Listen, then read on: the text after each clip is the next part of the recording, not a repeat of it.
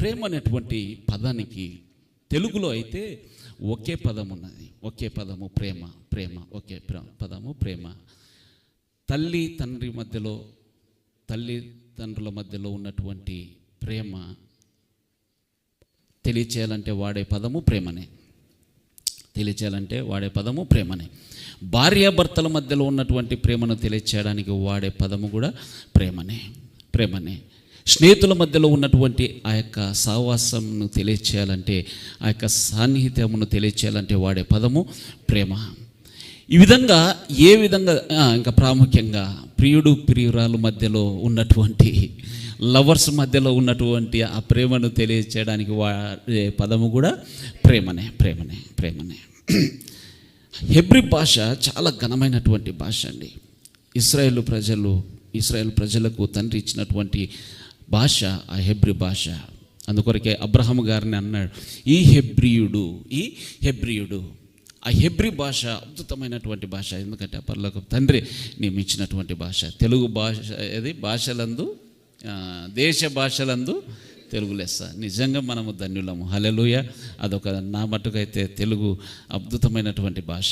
Translation కూడా చాలా అద్భుతంగా వచ్చినటువంటి బైబిల్ అద్భుతంగా వచ్చినటువంటి ట్రాన్స్లేషన్ ఈ యొక్క తెలుగు భాష. నీకు ఇంగ్లీష్లో చూస్తే అంటే ఇంగ్లీష్ వాళ్ళు ఆ విధంగా చెప్తూ ఉండొచ్చు. ఈ మాధుర్యము కొన్ని పదములను చూస్తే అద్భుతంగా ఉంటుంది. అసలు చాలా చక్కగా ట్రాన్స్లేట్ చేశారు తెలుగు భాషలో ఉన్నటువంటి ఆ యొక్క మాధుర్యం. హల్లెలూయా. సరే, ఆ హెబ్రీ భాషలో రాసినటువంటి పదములు 3 పదములు ఉన్నాయి. 3 వర్డ్స్, 3 వర్డ్స్ ఆర్ దేర్.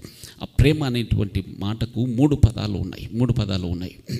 ఆ 3 పదాల్లో ఎక్కువగా మనం వాడేటువంటి పదము ఈ యొక్క ప్రియుల మధ్యలో ఉన్నటువంటి పదానికి సంబంధించిన అర్థమునిచ్చేటువంటి మాటనే ఎక్కువ వాడుతూ ఉంటాం.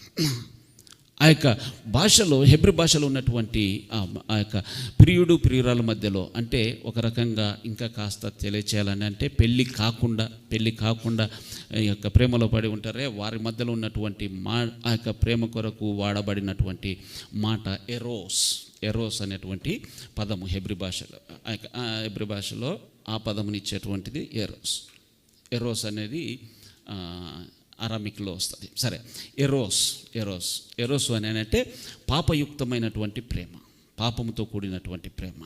మన తెలుగు భాషలో పాపంతో కూడిన ప్రేమ అనడానికి పదం లేదు, ప్రేమ అనాల్సిందే. సరే, మన తల్లిదండ్రులు, స్నేహితులు, ఇక బంధుమిత్రుల మధ్యలో ఉన్నటువంటి ప్రేమ ఒక పదము వాడమే, ఫెలియో అనేటువంటి ఒక పదము వాడబడింది. దేవుడు చూయించేటువంటి ఆ ప్రేమకు వాడబడినటువంటి పదం ఏమిటంటే అగాపే అనేటువంటి పదము వాడబడింది. అగాపే అనేటువంటి ఆ పదమునకు ఉన్నటువంటి అర్థం ఏంటంటే పరమ తండ్రి యొక్క ప్రేమ, నిస్వార్థమైన ప్రేమ, పరిశుద్ధమైన ప్రేమ, యథార్థమైన ప్రేమ, దేవుడు చూయించేటువంటి ప్రేమ. సరే, ఈ యొక్క పదములను బట్టి మన యొక్క తెలుగులో లేకపోతే మిగతా లాంగ్వేజెస్లో కూడా చాలా వరకు ఒక్క పదం ఉండడం వల్ల ఎక్కువగా మిస్యూజ్ అవుతున్నది ప్రేమ అంటే. అందుకొరకే ఆ ప్రేమ కావాలని ప్రతి ఒక్కరు కోరుకుంటారు. గమనించారా? ఏ మనిషి చూసినా ఒంటరిగా ఉన్నారనుకోండి, ఏంటమ్మా దిగులుగున్నావు, ఏంటయ్యా దిగులుగున్నావు, నన్ను ప్రేమించేవారు లేరయ్యా, నన్ను ప్రేమించేవారు లేరు తమ్ముడు, నన్ను ప్రేమించేటువంటి వారు లేరు. భార్య ఉన్నది, భర్త ఉన్నారు, పిల్లలు ఉన్నారు, నన్ను ప్రేమించారు. నా సహోదరులు ఉన్నారు, నన్ను ప్రేమించారు. ప్రేమ కొరకు ప్రాకులాడనటువంటి మనిషి ఎవరు ఉండరు. ప్రేమ కొరకు పాకులాడే మనిషి ఎవరు ఉండరు. ప్రేమ కొరకు ఎదురు చూడనటువంటి మనిషి ఎవరు ఉండరు. ఖచ్చితంగా ప్రతి మనిషి కోరుకున్నటువంటిది ఆ ప్రేమ సరైన మార్గములో దొరకకనే ఈరోజు ప్రపంచము ఆ ప్రేమ విషయంలో తప్పిపోతూ ఉంది, తొలగిపోతూ ఉంది. ప్రేమను సరిగ్గా అర్థం చేసుకోలేనటువంటి స్థితిలో ఉండడమును బట్టే అనేక సందర్భాల్లో మనము దాదాపుగా 70 మంది తప్పిపోతున్నటువంటి సందర్భము. 70-80 మంది తప్పిపోతూ ఉన్నారు. కారణం ఏమిటంటే ఈ ప్రేమను కనుక్కునేటువంటి స్థలము, ప్రేమ దొరికేటువంటి యథార్థమైన మంచి ప్రేమ దొరికేటువంటి, పరిశుద్ధమైన ప్రేమ దొరికేటువంటి ఆ స్థలము, ఆ ప్రాముఖ్యత తెలిసేటువంటి ఎక్కడ దొరుకుతుంది అనేటువంటిది వారికి తెలియక తప్పుదారిలో పడిపోతూ ఉన్నారు. నాలుగు మాటలు చెప్పగానే ఇదే ప్రేమ అనుకుంటున్నారు. ఆ తర్వాత అర్థమవుతుంది నిన్ను ఎందుకు ఆ కవ్వింపు మాటలతో మాట్లాడాడు, ఎందుకు నిన్ను ఆ ప్రేమించినటువంటి మాటలు మాట్లాడాడు, ఎందుకు నీకు మొదట ఆ డబ్బునిచ్చాడు, ఎందుకు నీకు ఆ సహాయం చేశాడు. తర్వాత అర్థమవుతుంది. ఎంతమందిని ఇంటూ ఉన్నాము అన్న ముందు తను ఇచ్చినట్టుగా ఇచ్చాడు, తర్వాత నాది ఉన్నదంతా లాగేశాడు. ఏమంటే నన్ను నమ్మవా అంటాడు. ఆ మాత్రం నమ్మకలేదా? ఆ మాత్రం నేను పెట్టాను కదా. పెట్టింది నువ్వు కొద్దే, పెట్టింది 1000, ఆల్రెడీ లాగింది 5,000. ఉన్న రింగు కాస్త తీసేసుకున్నావు, ఉన్న చైన్ మీద గురిపడింది.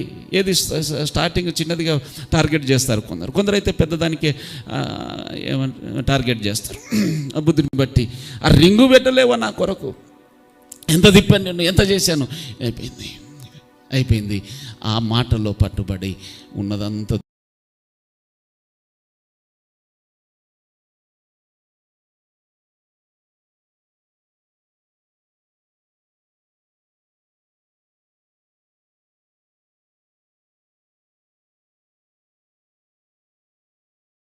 అన్నటువంటి సత్యము అతనికి తెలియక ఆ యొక్క పొరపాట్లు పడిపోతూ ఉన్నారు. ఎంత దారుణమైన స్థితిలో పడిపోతూ ఉన్నారంటే కొంతమంది తిరిగి లేగలేనటువంటి స్థితిలో పడిపోతూ ఉన్నారు.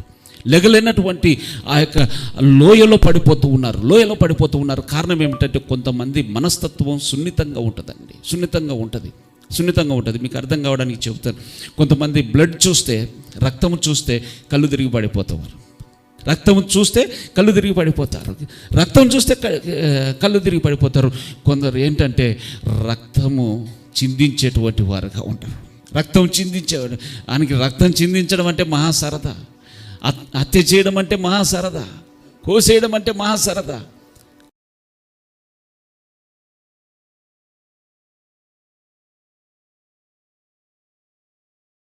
నరహత్యలు వింటూ ఉన్నాము. 250 నరహత్యలు చేసినటువంటి మనిషిని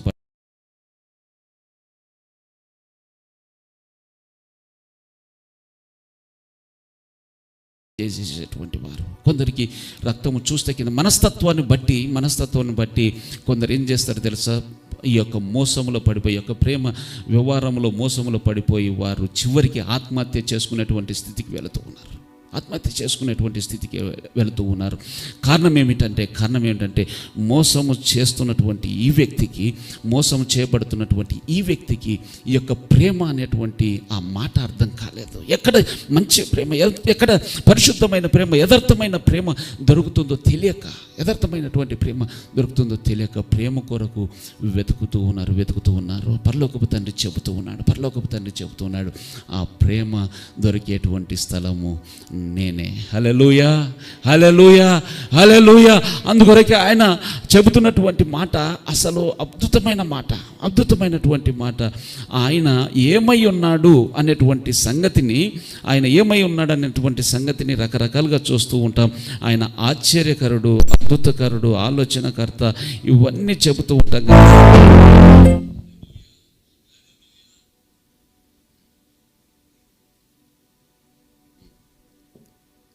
హల్లెలూయా. ఆయన ఏమై ఉన్నాడు అనేటువంటి మాటలో ఒక అద్భుతమైనటువంటి మాట, మనకు బాగా ఇష్టమైనటువంటి మాట. ప్రేమ గురించి ఆయన చెబుతూ దేవుడు ఏమై ఉన్నాడు అనేటువంటి మాటకు, దేవుడు ప్రేమ అయి ఉన్నాడు, ప్రేమస్వరూపి అయి ఉన్నాడు. ఆయన ప్రేమస్వరూపి అయి ఉన్నాడు. ప్రేమను చూడాలి అని అనుకుంటే, ప్రేమను అనుభవించాలి అని అనుకుంటే, ప్రేమను వెదకాలి అని అనుకుంటే, నువ్వు చేయవలసినటువంటి పని ఏమిటంటే, నరుడు చేయవలసినటువంటి పని ఏమిటంటే, ఒక వ్యక్తి చేయవలసినటువంటి పని ఏమిటంటే దేవుణ్ణి వెదకాలి. హల్లెలూయా. దేవుణ్ణి వెదకాలి. నిన్ను సృజించినటువంటి సృష్టికర్తను నువ్వు గుర్తించి అక్కడికి ఆగిపోతే పని జరగదు. అక్కడితో ఆగిపోతే నీకు ఆ ప్రేమ దొరకదు. ఆ ప్రేమను పొందుకోలేవు. అక్కడ ఆ యొక్క భోజనము సిద్ధపరిచారు. భోజనం సిద్ధపరిచారు. నాగేశ్వరరావు అన్న సురేష్ గారు భోజనం సిద్ధపరిచారు. భోజనము దగ్గరికి వస్తూ ఉన్నావు. అక్కడ చక్కటి సువాసనతో మంచి ఫ్లేవర్తో వాసన వస్తుంది. పోయిన వారం అద్భుతంగా బిర్యానీ చాలా బాగా ఎంజాయ్ చేశాను. అక్కడ కనపడుతూ ఉంది. అన్నం దగ్గరికి వచ్చావు, కానీ ఆ అన్నంను, ఆ భోజనాన్ని నువ్వు భుజించలేనటువంటి వచ్చి నా దగ్గర నా నోట్లో పడిపోవాలని నువ్వు ఇలాగా నిలబడి నేను చచ్చే వరకు నిలబడినా ఆ రైస్ వచ్చి నా నోట్లో పడుతుందండి, పొరపాటున కూడా పడదు. నేను చేయవలసినటువంటి పని ఏమిటంటే, నేను నా శక్తిని కూడగట్టుకొని, బలమును కూడగట్టుకొని నా చేయిని చాపి ఆ యొక్క ప్లేట్ తీసుకోవడమా, లేకపోతే ఆ ప్లేట్లో ఉన్నటువంటిది వారు కనీసం ప్లేట్ నేను నా నోటికైనా తీసుకోవాలి. చివరికి నోట్లో పెట్టేవాళ్ళు కూడా ఉన్నారనుకోండి, నోరు తెరవకపోతే అంతే ఎండిపోతాను. నోరు తెరవకపోతే అంటే నా ప్రయత్నము నీ ప్రయత్నము ఒకటి మిగిలి ఉండనే ఉన్నది. హల్లెలూయా. దేవుడు నియమించినటువంటి విధి ఏమిటంటే, మానవాళికి కొన్ని విధులు నియమించాడండి, కొన్ని విధులు పెట్టాడు ఆయన. ఎందుకు పెట్టాడనేది ఆయన సన్నిధికి వెళ్ళిన తర్వాత ఇంకా సంపూర్ణంగా అర్థమవుతుంది. కానీ ఆయన కొన్ని నేను చేయవలసినటువంటి పనులను ఆయన లిఖించి పెట్టాడు, రాసి పెట్టాడు. ఆ పనులు చేయకపోతే జరగవలసినటువంటి మిగతా పని, దాని తర్వాత జరగవలసినటువంటి పని జరగదు. అది నేను నా నోటికి ఆహారము తీసుకుంటేనే తప్ప నా యొక్క శరీరములో బలము రాదు, నా శరీరంలో రక్తము రాదు, నా యొక్క శరీరంలో ఆ జీర్ణ వ్యవస్థ డైజెస్టివ్ సిస్టము పనిచేయదు. నా యొక్క నోరు నేను తెరవవలసిన వాడనై ఉన్నాను. హల్లెలూయా. నోరు తెరవలసినటువంటి వాడనై ఉన్నాను. నోరు తెరిచితే అక్కడితో ఆగిపోదు. నేను నమ్మలాలి. కనీసం నేను మింగాలి. మింగడానికి శక్తి లేదనుకోండి, అగైన్ అక్కడితో ఆగిపోతుంది. నువ్వు ఆ యొక్క ప్రాసెస్ చూడండి. నీవు లగేజ్ టికెట్ కొంటారు, ఇండియాకి వెళ్ళడానికి టికెట్ కొన్నాను అన్న వెంటనే మీరు ఇండియాకి వెళ్ళిపోయారా, హైదరాబాద్కి వెళ్ళిపోయారా, రాజమండ్రికి వెళ్ళిపోయారా, వైజాగ్ వెళ్ళిపోయారా? వెళ్ళలేదు. కారణం అక్కడితో అయిపోలేదండి. అది ఒక స్టెప్, ఒక అడుగు వేశారు. నెక్స్ట్ ఏం చేయాలి? ఎయిర్పోర్ట్ దాకా వెళ్ళాలి. మీరు మీ ఇంట్లో అలాగే కూర్చొని ఉంటే, డేట్ వచ్చింది, సమయం వచ్చింది, నన్ను ఫ్లైట్ ఇక్కడికే వచ్చి తీసుకొని వెళుతుంది అని కూర్చుంటే నువ్వేమంటావు? అరే మూర్ఖురాలా, అలాగెలాగ వచ్చిద్దమ్మా. నువ్వు నిశ్చయంగా ఎక్కడికి వెళ్ళాలి? ఎయిర్పోర్ట్కి వెళ్ళిన తర్వాత అలాగే అక్కడ నిలబడితే అవుతుందా? అక్కడితో పాటు నువ్వు అక్కడ అనేక టెర్మినల్స్ తర్వాత అవి ఉన్నాయి. నీ ఫ్లైట్ ఎక్కడ చెక్ ఇన్ అవుతుందో అక్కడికి వెళ్ళాలి. అక్కడికి వెళితే అయిపోయిద్దా? ఆ యొక్క లగేజ్ వేసిన తర్వాత సెక్యూరిటీ దగ్గరికి వెళ్ళాలి. సెక్యూరిటీతో అయిపోయిద్దా? బోర్డింగ్ దగ్గరికి వెళ్ళాలి. బోర్డింగ్ దగ్గర మళ్ళీ కూర్చోబెడతాడు. బోర్డింగ్ దగ్గర కూర్చుంటే అయిపోయిద్దా? బోర్డింగ్ తర్వాత ఫ్లైట్లో కూర్చున్నాను కదా, వెళ్ళిపోతానని అంటే మళ్ళీ మిగిలిన ప్రాసెస్ ఏంటి? పైలట్ వచ్చి ఫ్లైట్ను మళ్ళీ డ్రైవ్ చేయాలి. చూడండి, టైం తీసుకుని చెప్తున్నాను. కారణం ఏమిటంటే, చాలామందికి ఉన్నటువంటి ఆలోచన ఏంటంటే, నేను ప్రభుని నమ్మితే, యాషోమెస్సే దగ్గరకు వస్తే ఇవన్నీ ఆటోమేటిక్గా జరిగిపోతాయి అనుకుంటూ ఉంటాం. ఆటోమేటిక్గా కొన్ని జరిగిపోతూ ఉంటాయి. ఆటోమేటిక్గా జరిగేటువంటి ఈ యొక్క ఏమంటారు, అది మాయాజాలము లాంటిది కాదు ఈ యొక్క విశ్వాస యాత్ర. హల్లెలూయా. నేను చేయవలసినటువంటి కొన్ని పనులు ఉన్నాయి, కొన్ని విధులు ఉన్నవి. అవి నిశ్చయముగా చేస్తేనే తప్ప మిగతా ప్రాసెస్, మిగతా పనులు జరగవు. ఆ పనులు జరిగితేనే తప్ప నేను ఆశించినది పొందుకోలేము. కనుక మనము మైండ్లో సెట్ చేసుకోవాలి, మైండ్లో గుర్తుపెట్టుకోవాల్సినటువంటి సంగతి ఏమిటంటే, నేను ఆత్మీయ యాత్రలో కొన్ని చేయవలసినటువంటి పనులు ఉన్నాయి. అందులో ప్రాముఖ్యమైనటువంటి కార్యం ఏమిటంటే, ధర్మశాస్త్రమును బోధిస్తున్నటువంటి బోధకులు వచ్చి ఆయన శరీరధారిగా ఉన్నప్పుడు యాషోమెస్సయ్యను అడుగుతూ ఉన్నారు, అయ్యా గొప్ప ప్రసంగాలు చేస్తూ ఉన్నావు, చాలా ప్రసంగాలు చేస్తున్నావు, మేము కూడా చేసుకుంటూ వచ్చాము, మంచి ప్రసంగాలు చేస్తూ ఉన్నావు, కానీ అసలు ఈ ప్రసంగాలన్నిటిలో ఒక మాటగా, ఈ ప్రసంగాలన్నిటిని ఒక మాటగా కుదిర్చి మీరు సమకూర్చి ఒక మాటగా చెప్పాలంటే, సారాంశముగా ఒక మాట చెప్పాలంటే ఏం చెప్తారు బాబు అని ఆ యొక్క బోధకులు వచ్చి అడుగుతూ ఉన్నారు. అయ్యా మీకు తెలియదా? మీరు ఇంతకాలము బోధిస్తూ ఉన్నారు కదా, సేవకులుగా ఉన్నారు కదా, మీకు తెలియదా? ఆ తెలిసి తెలియనట్టుగానే బ్రతుకుతూ ఉన్నామన్నట్టుగా వారు కనిపించేసరికి ఆయన చెబుతూ ఉన్నాడు. ఆయన చెబుతున్నటువంటి మాట ఏమిటంటే, మానవాళికి నియమించినటువంటి విధి, మనిషికి దేవుడు నియమించినటువంటి విధి, ఈ యొక్క ధర్మశాస్త్రము ఇన్ని మాటలుగా రాయబడింది కదా, ఇన్ని వచనాలుగా రాయబడి ఉంది కదా, ఇంత వివరణతో కూడినటువంటి సంగతులు రాశారు కదా, వీటన్నిటిని ఫిల్టర్ చేసి వడగట్టి ఒక్క మాటగా చెప్పాలి అని అంటే ఆ మాట ఏమిటంటే ప్రేమ. హల్లెలూయా. ఆ మాట ఏమిటంటే ప్రేమ. ఆ ప్రేమ ఏ విధంగా ఉండాలి, ఎవరిని ప్రేమించాలి, ఎవరికి ప్రేమ చూపించాలి, ఏ ప్రేమ దగ్గరికి నేను వెళ్ళాలి అనేటువంటి సంగతిని ఈ ధర్మశాస్త్రము బోధిస్తూ ఉంది. ఇన్ని వచనాలు రాశారన్నా, ఇన్ని విషయాలు విశదీకరించి రాశారన్నా, వాటన్నిటి వెనుక ఉన్నటువంటి పరమార్థము ఒకటి ఈ యొక్క ప్రేమను తెలియచేయడానికి. హల్లెలూయా. ఈ ప్రేమను తెలియచేయడానికి ధర్మశాస్త్రములో ఉన్నటువంటి అన్నిటిలో ప్రధానమైనటువంటి ఆజ్ఞ ఈ యొక్క ప్రేమను గురించినటువంటి ఆజ్ఞ అని ఆయన చెబుతూ ఉన్నాడు. 2 మాటలు అక్కడ చెబుతూ ఉన్నాడు. లూకాసు వార్త 10వ అధ్యాయం చెబుతూ ఉన్నాడు. లూకాసు వార్త 10వ అధ్యాయము 25వ వచనం త్వరితంగా చూద్దాం.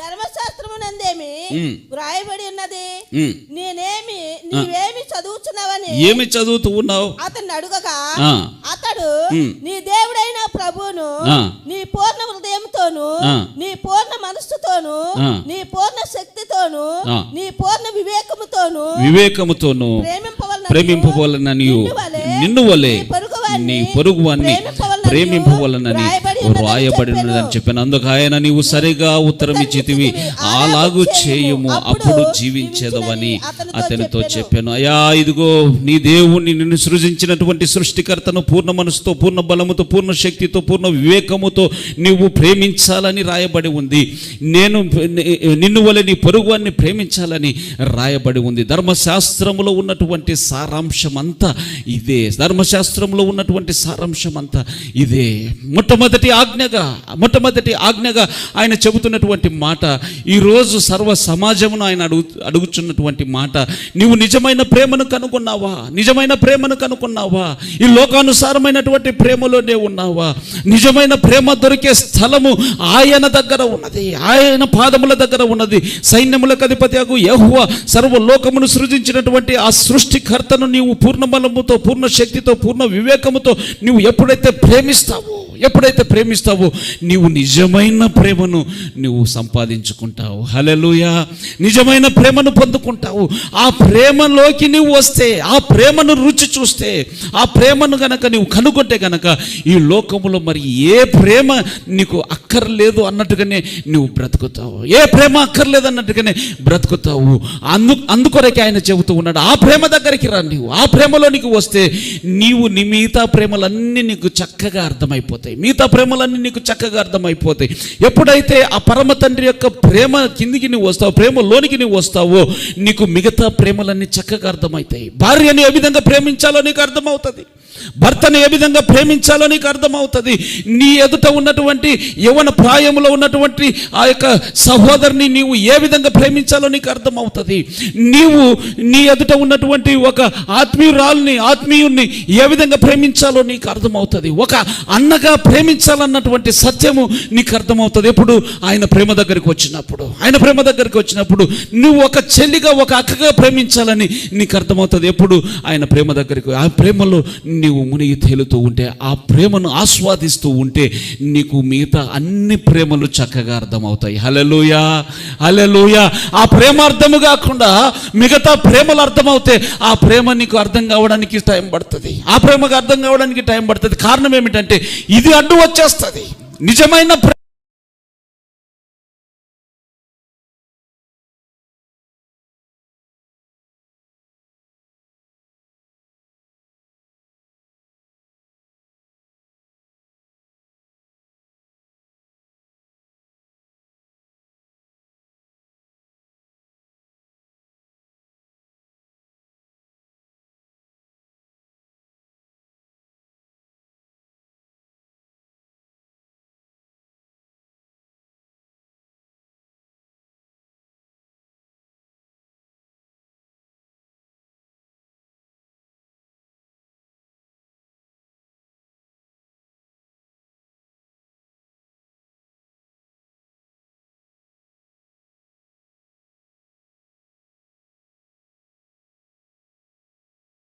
తండ్రి యొక్క ప్రేమ నీకు అర్థం కావడానికి టైం పడుతుంది.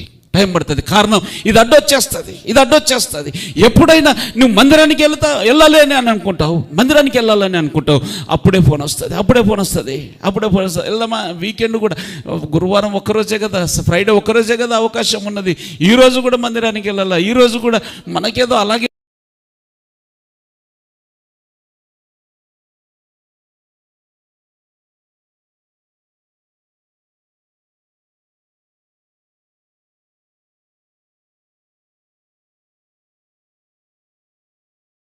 రుచి చూచి ఉంటే గనక, ఆయన ప్రేమను నువ్వు ఎరిగి ఉంటే గనక, ఆ యొక్క ఫోన్ కాలు ఆ వారం వస్తుందేమో, 2వ వారం వస్తుందేమో, 3వ వారం వస్తుందేమో, 4వ వారం మాత్రం పొరపాటున రాదు. హల్లెలూయా, 4వ వారం రాదు, 4th వీక్ రాదు. నీకు కారణం ఏమిటంటే ఈ మనిషి నాకంటే పరమ తండ్రిని ఎక్కువగా ప్రేమిస్తుంది, ఆయన సన్నిధిని ప్రేమిస్తుంది, ఆయన మందిరాన్ని ప్రేమిస్తుంది, ఆయన పరిచర్యను ప్రేమిస్తుంది, ఆయన వాక్యాన్ని ప్రేమిస్తుంది. ఇక లోకములో పడిపోయేటువంటి స్వభావము కాదు ఈ మనిషి. ఈ మనిషితో మన ఆటలు సాగవు. ఇంకొకరిని చూసుకోవాల్సిందే.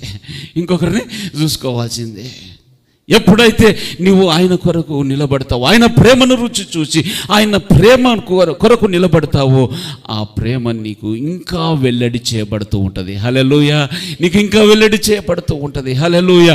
ఈ లోక సంబంధమైనటువంటి ప్రేమలో నువ్వు కోరుకుంటూ ఉంటే గనక ఆ తండ్రి చెబుతున్నటువంటి మాట అది తాత్కాలికమైనదే. పరలోక సంబంధమైనటువంటి ప్రేమ, అగాపే ప్రేమ, నిస్వార్థమైనటువంటి ప్రేమ, ప్రాణం పెట్టినటువంటి ప్రేమ నీ కొరకు ఎదురు చూస్తూ ఉంది. నువ్వు ఏ స్థితిలో ఉన్నప్పటికీ ఆ ప్రేమ నిన్ను కోరుకుంటుంది. ఆ ప్రేమ హక్కును చేర్చుకుంటుంది. భయంకరమైన పాపం చేసింది. ఊళ్ళో ఉన్న వారందరూ చీదరించుకుంటున్నారు. అసలు ఈ మనిషి ఎన్ని కుటుంబాలు పాడు చేసింది. ముఖం మీద అలాగే ఉమ్మేసినట్టుగా ప్రవర్తిస్తూ ఉన్నారు. ఆమె అలాగే వెళుతూ ఉంటే గాండ్రించి ఉమ్మేస్తున్నారు. నీది ఒక బతికేనా, కుక్క బతుకు, ఈ కుక్కకు సిగ్గాలేదు, కుక్క మీద పెట్టి తిడుతూ ఉన్నారు. అంత భయంకరమైనటువంటి పాపంలో ఉన్నటువంటి ఆ సహోదరి కృంగిపోతూ ఉంది. ప్రేమ కొరకు ఎదురు చూస్తూ ఉంది, కనిపెడుతూ ఉంది. ఎవరైనా నన్ను నిస్వార్థంగా ప్రేమించేవారు ఉన్నారా? నేనున్న స్థితిలోనే ఉన్నదాన్ని ఉన్నట్టుగా నన్ను ప్రేమించేవారు ఎవరైనా కనిపిస్తారా? నా యొక్క పాప స్థితి నాకు తెలిసినదే. ఈ పాపములో నుంచి బయటికి తీసుకొని వచ్చే ప్రేమ నాకు దొరకడం లేదే. ఈ ప్రేమలో ఇంకా లోతుకెళ్ళేటువంటి, ఇంకా దిగజారిపోయేటువంటి ప్రేమలు అధికంగా కనపడుతూ ఉన్నాయి. కానీ ఆ ప్రేమలోంచి, ఆ ఊబిలో నుంచి బయటికి లేవనెత్తి ఒక మంచి ఉన్నతమైన స్థలములో బండ మీద నిలిపేటువంటి ఆ ప్రేమ కనబడటం లేదే అని కన్నీళ్లు విడుస్తున్నటువంటి ఆ సహోదరికి నమ్మన్నటువంటి మాట ఏమిటంటే, ఆ ప్రేమ ఇదే గ్రామానికి వచ్చింది. హల్లెలూయా. హల్లెలూయా. ఇదే పక్క వీధికి వచ్చింది. ఆ ప్రేమ నీ కొరకు వెతుక్కుంటూ ఇదే గ్రామానికి వచ్చింది, ఇదే పక్క వీధికి వచ్చింది, ఇదే పక్క ఇంటికి వచ్చింది. పరిగెత్తుకుంటూ వెళ్ళేసరికి తనకు తెలుసు నన్ను గనక చూస్తే ఇక్కడ ఉన్నటువంటి ఏ మనిషి కూడా నన్ను లోనికి రానివ్వరు. కనీసము పలకరించారు కదా, నన్ను లోనికి రానివ్వరు. ఆ గుర్తెరిగినటువంటి ఆ సహోదరి అలాగా చాటుగా వచ్చి దోక్కుంటూ అలాగా ఆయన పాదముల దగ్గరికి వచ్చింది. ఆయన మాట్లాడుతూ ఉన్నారు. ఆ మాటల్లో అందరూ తన్మయంలో ఉన్నారు. ఆ యొక్క పాదముల దగ్గరికి వచ్చి ఆ పాదముల మీద పడి ఆయన మాట్లాడుతూనే ఉన్నాడు, ప్రసంగం చేస్తూ ఉన్నాడు. ఆ పాదముల మీద పడి కన్నీళ్లు విడుస్తూ ఉందయ్యా, నన్ను క్షమించు బాబు, నీ ప్రేమను నేను తెలుసుకున్నానయ్యా, నీ ప్రేమ గురించి విన్నానయ్యా. నువ్వు పాపులను ప్రేమిస్తావంట కదా, ఇదిగో వ్యభిచారులను క్షమిస్తావంట కదా, దొంగలను క్షమిస్తావంట కదా, అబద్ధికులను క్షమిస్తావంట కదా, నిత్య నరకాగ్నికి పరిగెచ్చున్న వారిని ఆదరిస్తావంట కదా, నిత్య జీవంలోనికి నడిపిస్తావంట కదా. నేను భయంకరమైన పాపంలో పడిపోయాను బాబు, నేను మోసపోయాను, నా శరీరేచ్ఛలకు స్థానం ఇచ్చాను, నన్ను మోసం చేశారు, జరిగింది నాయన, ఇక మీదట నేను ఆ పాపంలో ఉండకూడదు అని తీర్మానం చేసుకుంటున్నాను. నాకు ఏదో ఒకటి చేయి నాయన. మాట చెప్పడం లేదు. ఆ మాటలు హృదయంలో పలుక్కుంటూ కన్నీళ్లు విడుస్తుంది. అనే మాట ఏమీ లేక, చేసేది ఏమీ లేక ఆ ఇంటికి పిలిపించినటువంటి యజమానుడు చెబుతున్నాడు, ఈ యాషూవ మెస్సయ్య, ఆ ప్రవక్త అనుకున్నాం, రాబోచున్నటువంటి మెస్సయ్య అనుకున్నాం. ఆ మెస్సయ్య ఈయనైతే ఈ విషయం తెలియాలి కదా. అసలు ఎంత పాపాత్మురాలో తెలియాలి కదా ఈ మనిషికి. ఆ మనిషిని మేమే చూడము, మేమే ముఖం అలాగా ఫేస్ టు ఫేస్ చూడము. అలాంటిది ఆయన పాదముల మీద పడి అలాగా ముద్దు పెట్టుకుంటూ ఉంటే ఏమీ అనడం లేదేంటి? అసలు ఈయన నిజముగా నేను ఎదురు చూసేటువంటి ప్రవక్తేనా ఈయన, లేకపోతే ఇంకొక ఆయన ఈమె ఎంత పాపాత్మురాలో ఈయనకు తెలియదా అని అనుకుంటూ ఉన్నాడు. ఆ మనసులో ఉన్నటువంటి ఆలోచన ఎరిగిన వాడై యాషోవ మెస్సయ్య అంటున్నాడు, అయ్యా నన్ను ఇంటికి పిలిపించావు కదా,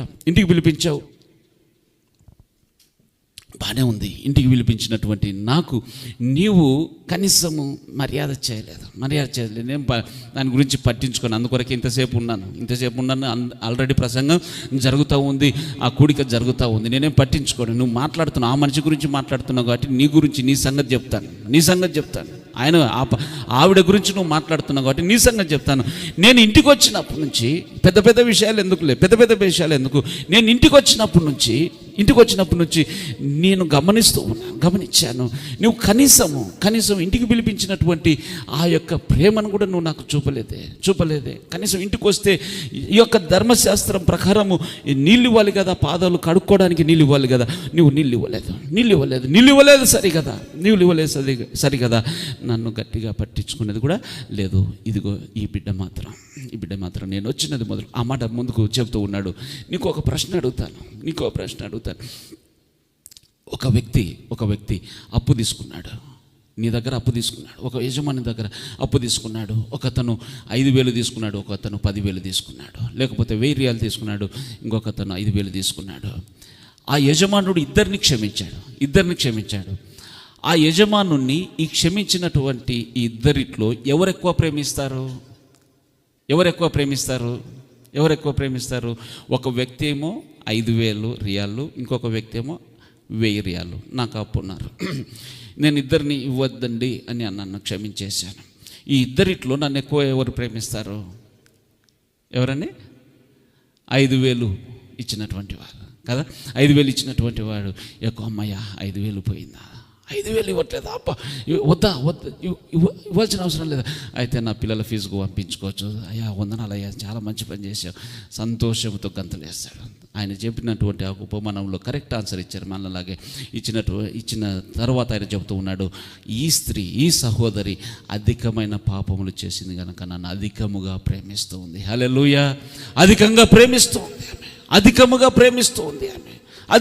ప్రేమిస్తుంది.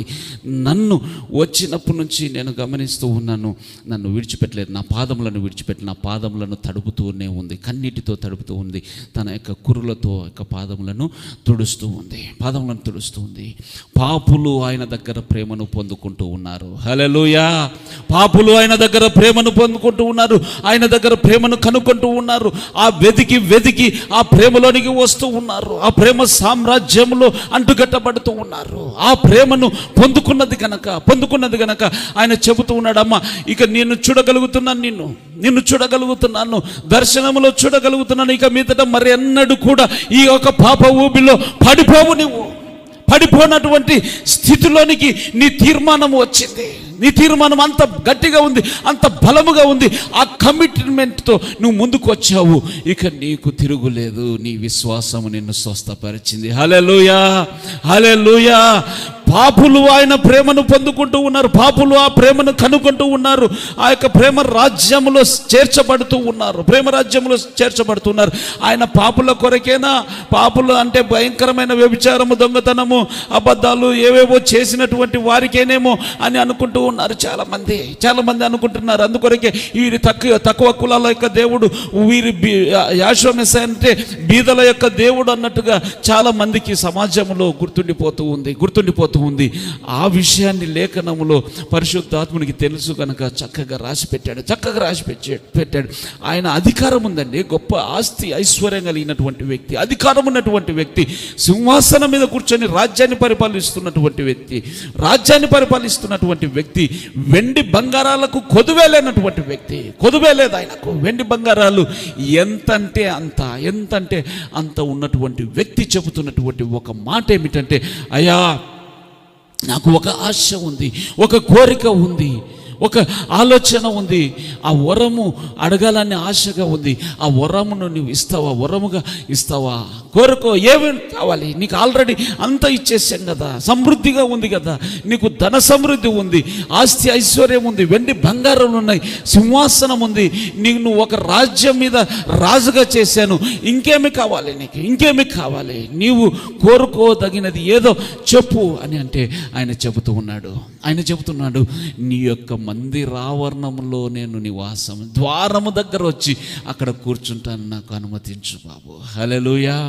నీ మందిర ద్వారము దగ్గర నేను కూర్చోవాలని, నీ మందిరములో నేను నివాసము చేయాలని ఆశపడుతూ ఉన్నాను.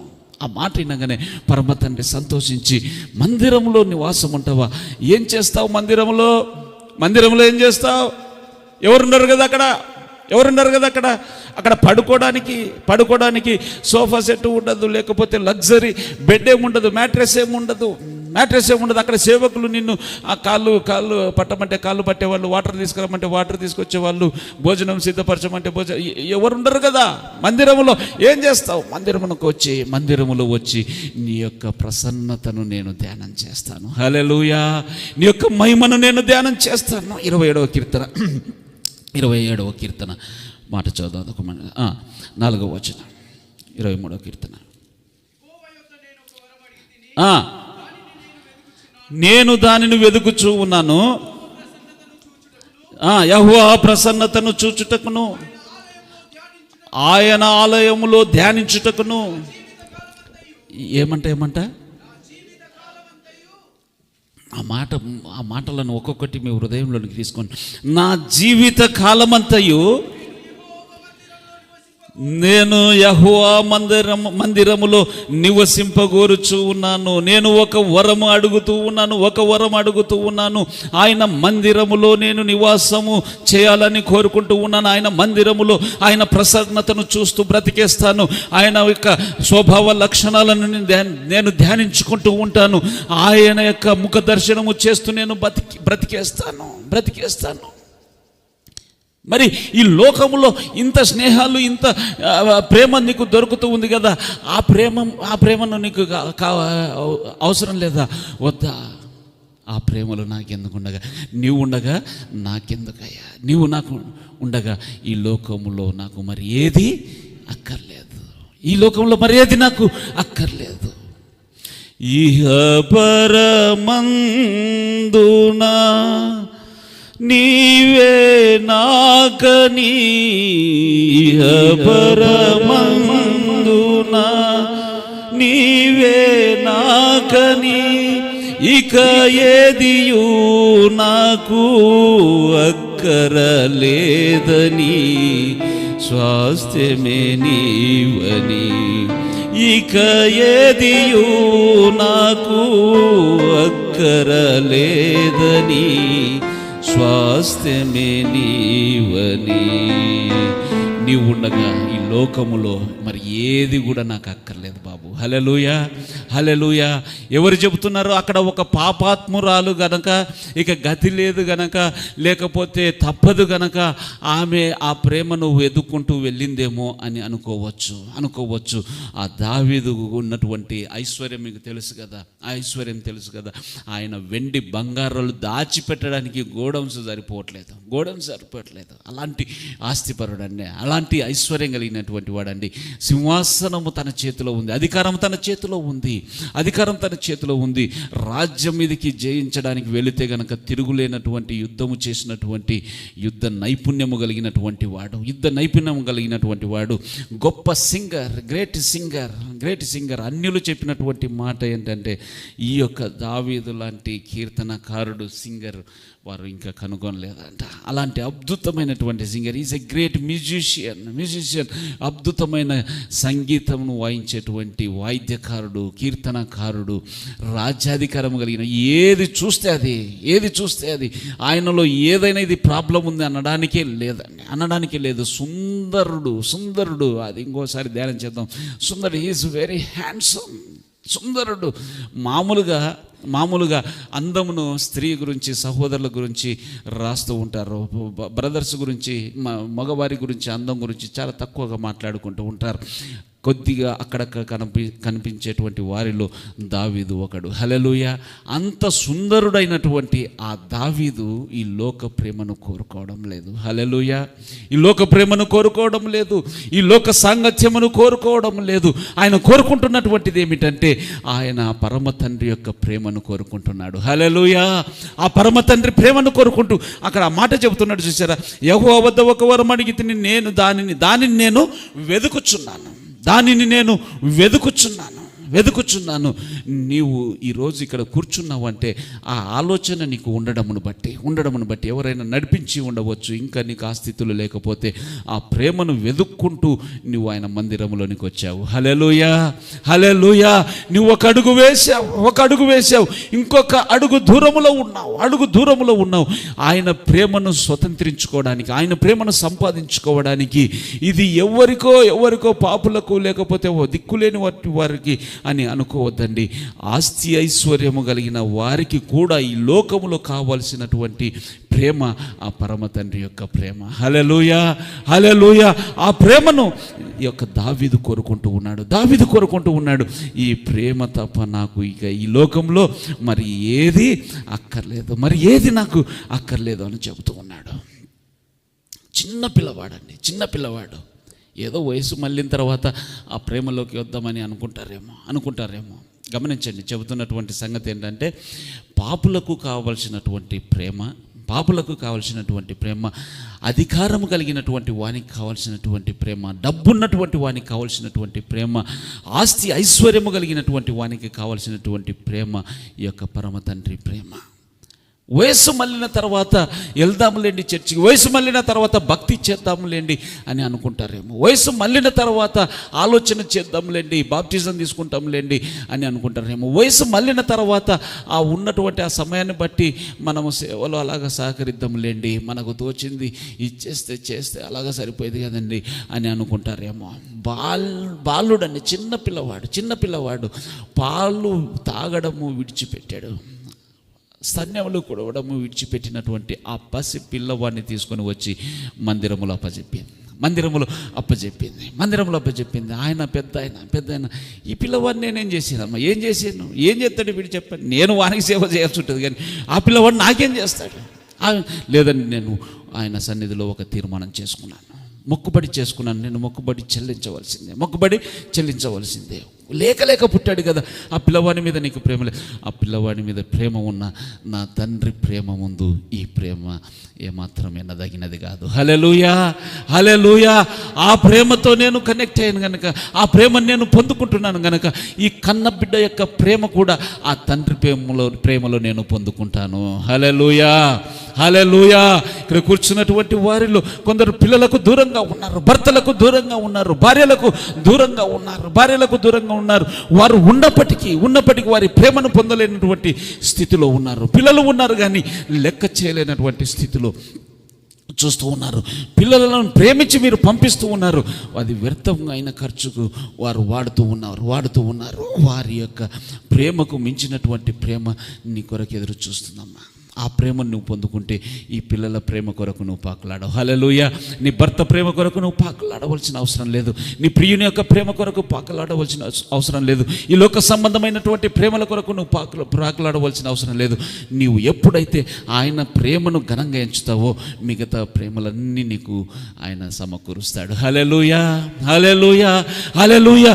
ఆ బిడ్డను మించినటువంటి ప్రేమ ఆ పరమ తండ్రి ద్వారా పొందుకుంటుంది కనుక అప్పచెప్తే ఆ పిల్లవాడట, అక్కడ రాయబడినటువంటి మాట, మందిరములో యెహోవా ఎదుట ఎదుగుచూ ఉన్నాడు. హల్లెలూయా. మొదటి సమూయేలు గ్రంథం 2వ అధ్యాయం ఏమంట, బాలుడైన సమూయేలు ఏలీకి పరిచర్య చేస్తున్నాడు, ఆ దైవ సేవకునికి, ఆ యాజకునికి పరిచర్య చేస్తూ ఉన్నాడు. 2వ అధ్యాయం 11వ వచనం. 11.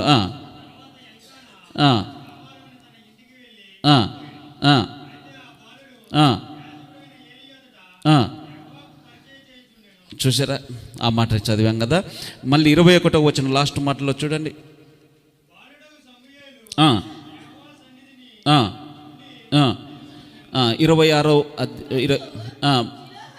26వ వచనం. ఎదుగుచు యెహోవా దయందును మనుషుల దయందును వర్ధిల్లుచుండెను. గమనించండి ప్రియులరా, నేను చెప్పదలుచుకున్నటువంటి మాట ముగిస్తూ ఉన్నాను. యవ్వనస్తులకు కావలసినటువంటి ప్రేమ, యవ్వనస్తులకు కావలసినటువంటి ప్రేమ, వృద్ధులకు కావలసినటువంటి ప్రేమ, పాపులకు కావలసినటువంటి ప్రేమ, ధనవంతులకు కావలసినటువంటి ప్రేమ, పసి పిల్లలకు కావలసినటువంటి ప్రేమ, పసిపిల్లలకు కావలసినటువంటి ప్రేమ, వయస్సుతో నిమిత్తము లేకుండా, వయసుతో నిమిత్తము లేకుండా, నీ యొక్క ధనముతో నిమిత్తము లేకుండా, నీ యొక్క ఆర్థిక స్థితితో నిమిత్తము లేకుండా, నీ యొక్క జ్ఞానముతో నిమిత్తము లేకుండా, నీ యొక్క జ్ఞానముతో నిమిత్తము లేకుండా, దావీదు గొప్ప స్థితిలో ఉన్నటువంటి వాడే ఆ యొక్క పాపాత్మురాలైనటువంటి ఆ స్త్రీ మాత్రము దీనస్థితిలో ఉన్నటువంటి వ్యక్తి, చదువురానటువంటి వ్యక్తి అయి ఉండవచ్చు. ఏ స్థితిలో ఉన్నప్పటికీ ఎవరికైనాను కావలసినది ఆ యొక్క పరమ తండ్రి యొక్క ప్రేమ. హల్లెలూయా.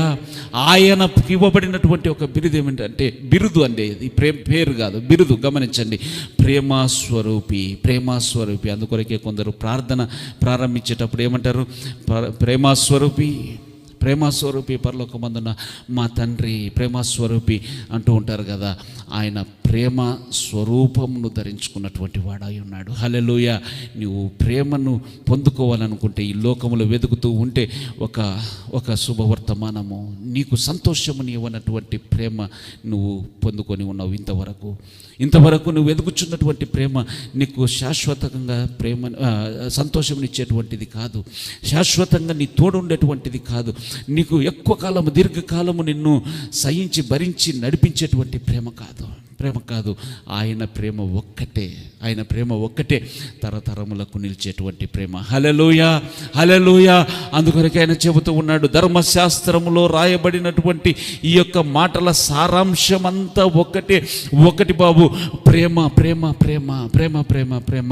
ఎప్పుడైతే నీవు దేవుణ్ణి, నిన్ను సృజించినటువంటి సృష్టికర్తను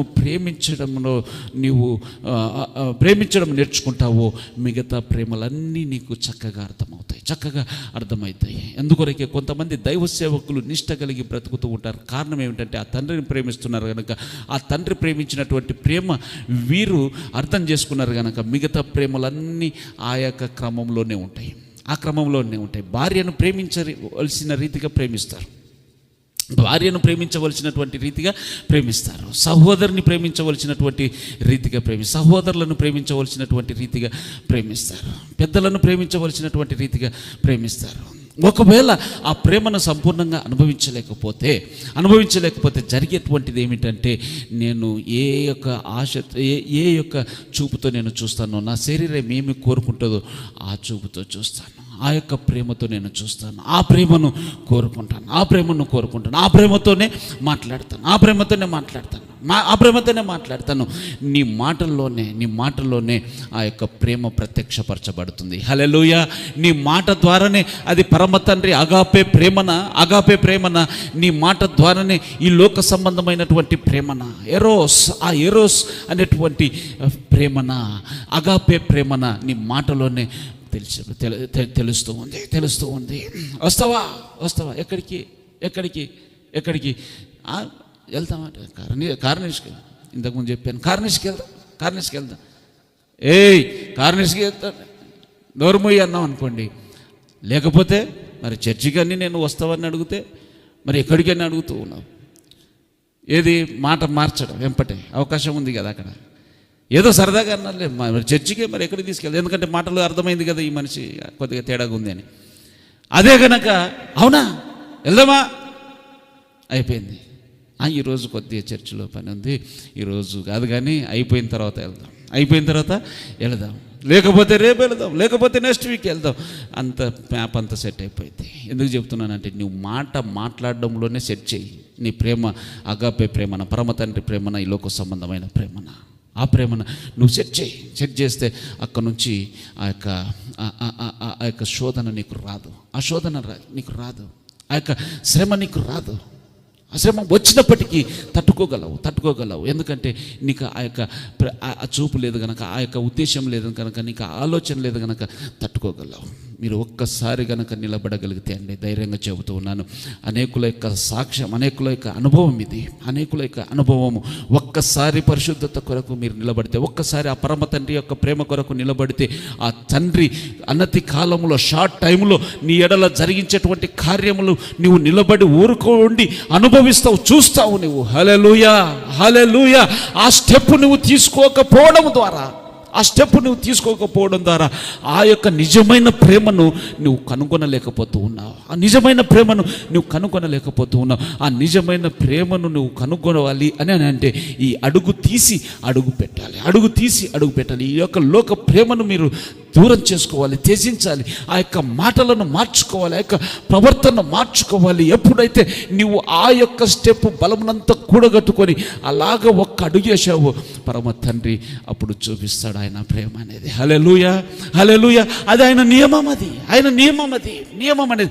వాటర్ గమనించారా? వాటర్ అలాగ పైనుంచి పోస్తే ఎత్తు పల్లము నుంచి కిందికి, ఎత్తు నుంచి పల్లమునకు పోతాయి, ఎత్తు నుంచి కిందికి పోతాయి. అది దాని యొక్క క్రమం, అది దేవుడు నియమించినటువంటి నియమం. అది అద్భుతం ఏంటంటే ఎదురెళ్తే అద్భుతం. అది ఎప్పుడో ఆశ్చర్యకార్యం జరిగేది ఆయన జరిగిస్తూ ఉంటాడు.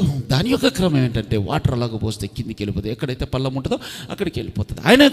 ఆయన యొక్క స్వభావ లక్షణం ఏంటంటే పాపి తన పాపమును ఒప్పుకునేంత వరకు ఆయన తన యొక్క ఆ యొక్క గీత దాటి ముందుకు రాలేడు. అందుకొరకే పరిశుద్ధాత్మని పంపించి బయట నుంచి చెప్పిస్తూ ఉంటాడు, ఒక్కసారి ఆ ప్రేమలోనికి రా, ఒక్కసారి ఆ ప్రేమను రుచి చూడు, అండ్ కమ్ అండ్ టేస్ట్, ఒక్కసారి రుచి చూడని బయట ఉండి పరిశుద్ధాత్ముడు మనకు వినిపిస్తూ ఉంటాడు. ఇదిగో ఈ విధంగా ప్రసంగాల ద్వారా, ఆరాధన ద్వారా, మనం వెళ్ళేటువంటి మార్గములు, జరిగేటువంటి సంఘటనల ద్వారా, అనేక పరిస్థితుల ద్వారా పరమ తండ్రి పరిశుద్ధాత్మని రూపేణ మనతో మాట్లాడుతూ ఉంటాడు. ఒక్కసారి గనక మీరు ఆ ప్రేమను పొందుకోగలిగితే మరెన్నడూ కూడా వెనుదిరిగి చూడలేరు. హల్లెలూయా, హల్లెలూయా, హల్లెలూయా. ఒక తీర్మానం చేసుకుందాం.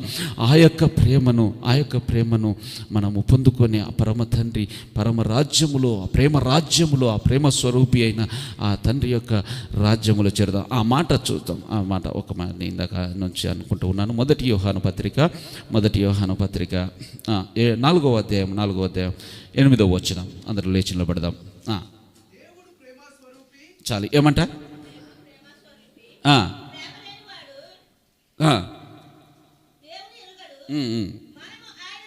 చాలమ్మా. దేవుడు ఏమంట? దేవుడు ప్రేమస్వరూపి. దేవుడు ప్రేమస్వరూపి. అక్కడ చూడండి, కింద ఒకటి నంబర్ వేసి కింద ఏమేసాడు? దేవుడు ప్రేమై ఉన్నాడు. ఆయన ప్రేమై ఉన్నాడు. He himself is love. అందుకొరకే ఇంగ్లీష్లో ఏముంటుంది? God is love, Elohim is love. దేవుడు ప్రేమ, దేవుడే ప్రేమ, ఆయనే ప్రేమ. నీవు ప్రేమ కావాలని అనుకుంటే ఈ లోకమంతా ప్రేమ వైపు వెళుతూ ఉందండి, ప్రేమను వెతుకుతూ ఉందండి. రాంగ్ ప్రేమను, తప్పుడు ప్రేమను, అబద్ధపు ప్రేమను వెతుకుతూ ఉంది, అబద్ధపు ప్రేమను పొందుకుంటుంది, అబద్ధపు ప్రేమలో చేర్చబడుతూ ఉంది, చివరికి కన్నీళ్లు మిగిల్చుతూ ఉంది. ఆ యొక్క మోసపూరితమైనటువంటి ఈ ప్రేమలో నుంచి శాశ్వతమైనటువంటి ప్రేమ, నిత్య ప్రేమలోనికి, ఆయన నిజమైనటువంటి ప్రేమలోనికి రావాలని ఆ పరమ తండ్రి పిలిపిస్తూ ఉన్నాడు. చాలామంది కొద్దిగా అనుభవించామేమో. ఆయన దగ్గర శాశ్వతమైన ప్రేమ అండి. ఆయనే ప్రేమ. మహాకాశములు పట్టజాలనంత ప్రేమ కలిగి ఉన్నాడు ఆయన. ఆ ప్రేమను నీ కొరకు, నా కొరకు పంచాలని ఎదురు చూస్తూ ఉన్నాడు. ఆ ప్రేమను పొందుకొని ముందుకు సాగి